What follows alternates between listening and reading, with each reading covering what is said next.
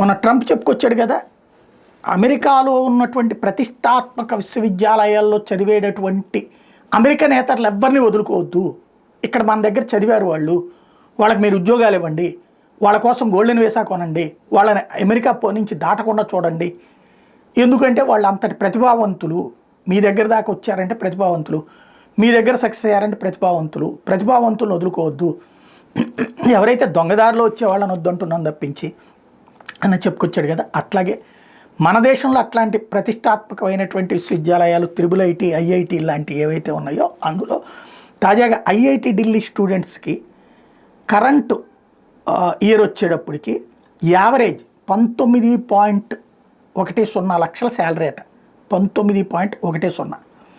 అదే సందర్భంలో IIT ఢిల్లీలో జనవరి 2025కి 61% స్టూడెంట్స్ జాబ్స్ సంపాదించారట.